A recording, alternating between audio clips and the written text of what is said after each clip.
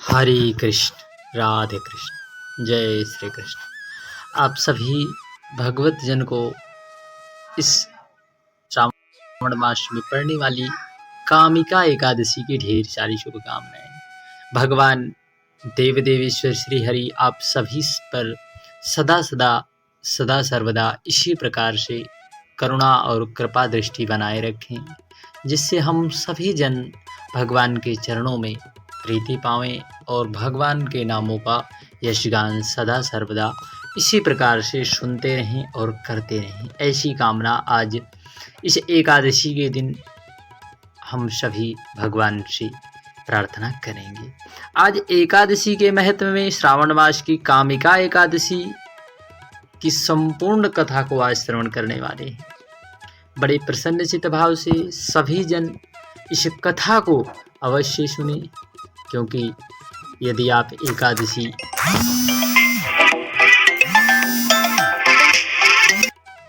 इस एकादशी को यदि आप व्रत कर रहे हैं तो व्रत में कथा का श्रवण करना विशेष रूप से महत्वपूर्ण हो जाता है, अपितु यह विशेष फलदायी भी होता है। कथा श्रवण करना, चाहे जो आप व्रत करें उसकी कथा आप अवश्य सुनें। आइए बड़े प्रसन्नचित भाव से बोलिए देव देवेश्वर भगवान श्री हरि की जय। धर्मराज युधिष्ठिर ने पूछा, हे गोविंद वासुदेव, आपको नमस्कार है। श्रावण मास में कृष्ण पक्ष में पड़ने वाली कौन सी एकादशी है, उसका क्या महत्व है, उसका संपूर्ण वर्णन कीजिए। हमारे मन मस्तिष्क में ऐसा जो प्रश्न उठा है कि श्रावण मास में कौन सी एकादशी पड़ती है। तब भगवान श्री कृष्ण बोले, राजन, मैं तुम्हें एक पापनाशक उपाख्यान सुनाता हूँ, उसे आप सुनकर आप अवश्य समझिए कि कौन सी एकादशी है, उसका क्या महत्व है। यह आख्यान के माध्यम से आप श्रवण करिए, जिसे पूर्व काल में ब्रह्मा जी के पूछने पर ब्रह्मा जी ने नारद जी के पूछने पर कहा था। तब नारद जी ने प्रश्न किया, भगवान कमलासन, मैं आपसे यह सुनना चाहता हूँ कि श्रावण मास के कृष्ण पक्ष में जो एकादशी है उसका क्या नाम है, उसमें कौन से देवता हैं तथा उससे कौन सा पुण्य होता है, प्रभु यह सब बताइए। तब ब्रह्मा जी कहते हैं, नारद, मैं तुम्हें संपूर्ण लोकों की हित की इच्छा से तुम्हारे इस प्रश्न का उत्तर दे रहा हूँ। श्रावण मास में जो एकादशी होती है उसका नाम कामिका एकादशी है। उसके स्मरण मात्र से वाजपेयी यज्ञ का फल मिलता है। उस दिन श्रीधर, हरि, विष्णु, माधव और मधुसूदन आदि नामों से भगवान का पूजन करना चाहिए। भगवान श्री कृष्ण के पूजन से जो फल मिलता है वह गंगा, काशी, नैमिषारण्य तथा पुष्कर क्षेत्र में भी सुलभ नहीं है।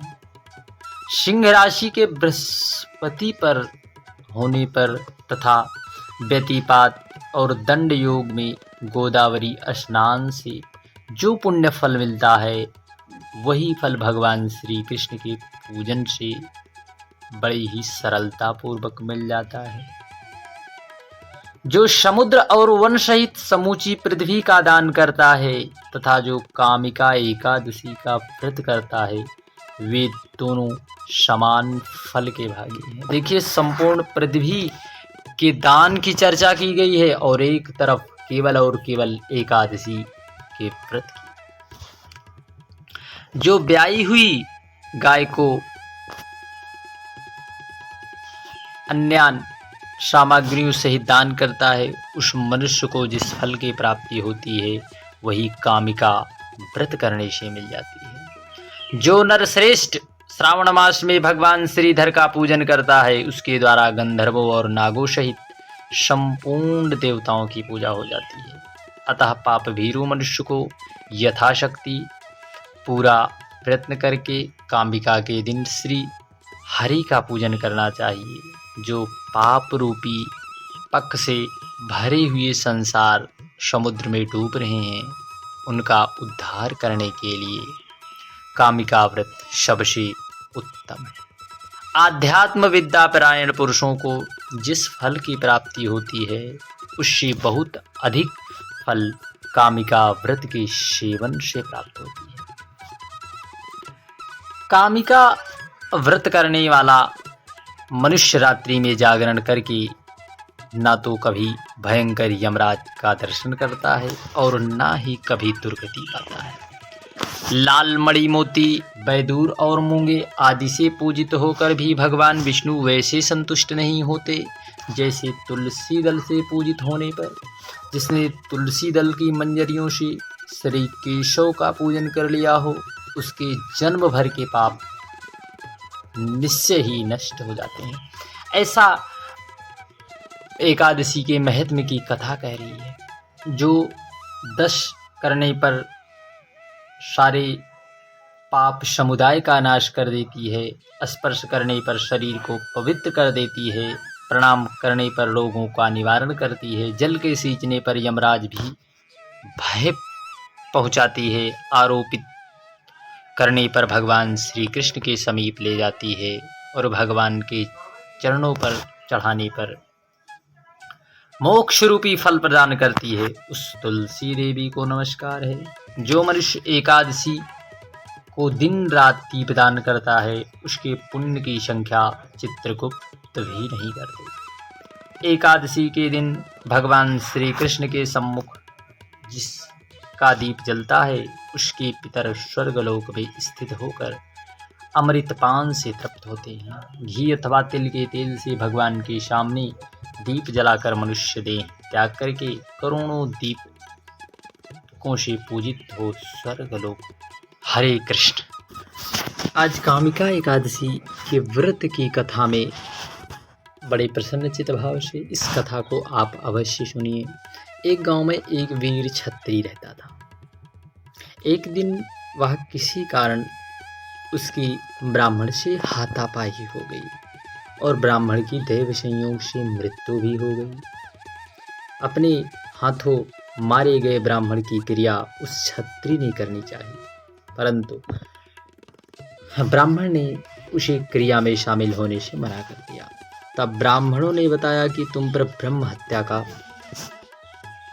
दोष है, पहले प्रायश्चित कर इस पाप से मुक्त हो, तब हम तुम्हारे घर भोजन करेंगे। इस पर क्षत्रिय ने पूछा कि इस पाप से मुक्त होने के क्या उपाय हैं?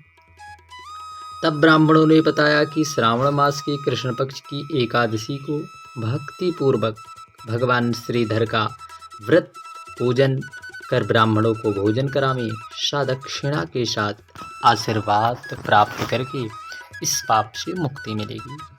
तब पंडितों के बताए गए तरीकों पर व्रत करने वाली रात में भगवान श्रीधर ने क्षत्रिय को दर्शन देकर कहा, तुम्हें ब्रह्म हत्या से मुक्ति मिल गई है। इस व्रत को करने से ब्रह्म हत्या आदि सभी पाप नष्ट हो जाते हैं। इहलोक और परलोक में सुख भोग पर प्राणी अंत में विष्णुलोक हो जाते हैं। इस कामिका एकादशी के व्रत के महत्व की श्रवण पाठन से मनुष्य को स्वर्गलोक की प्राप्ति होती है। हरे कृष्ण।